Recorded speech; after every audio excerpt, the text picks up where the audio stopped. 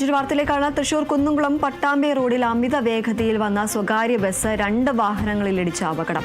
കുന്നംകുളം ഭാഗത്തു നിന്നും പാലക്കാട് ഭാഗത്തേക്ക് പോയിരുന്ന പാരസൈറ്റ് ബസ് അതേ ദിശയിൽ പോയിരുന്ന കാറുകളിലും ഓട്ടോറിക്ഷകളിലും ഇടിക്കുകയായിരുന്നു. അപകടത്തിൽ 2 കുട്ടികൾക്കും ഒരു സ്ത്രീക്കും പരിക്കേറ്റു. രാത്രി 7 മണിയോടെയായിരുന്നു അപകടമുണ്ടായത്. അപകടമുണ്ടായ ഉടനെ ബസ് ജീവനക്കാർ ഓടി രക്ഷപ്പെട്ടു.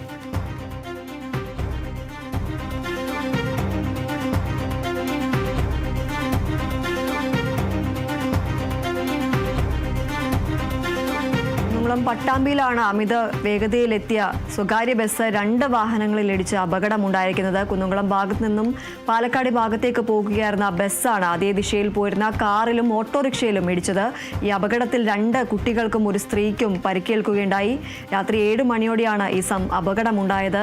ഈ അപകടമുണ്ടായ ഉടനെ ബസ് ജീവനക്കാർ ഓടി രക്ഷപ്പെട്ടു എന്ന വിവരമാണ് ലഭിക്കുന്നത്. കുന്നംകുളം പട്ടാമ്പി റോഡിലാണ് ഇത്തരത്തിൽ അമിത വേഗതയിൽ വന്ന സ്വകാര്യ ബസ് 2 വാഹനങ്ങളിൽ ഇടിച്ച് അപകടമുണ്ടായിരിക്കുന്നത്. ഈ അപകടത്തിൽ 2 കുട്ടികൾക്കും ഒരു സ്ത്രീക്കുമാണ് പരിക്കേറ്റിരിക്കുന്നത്.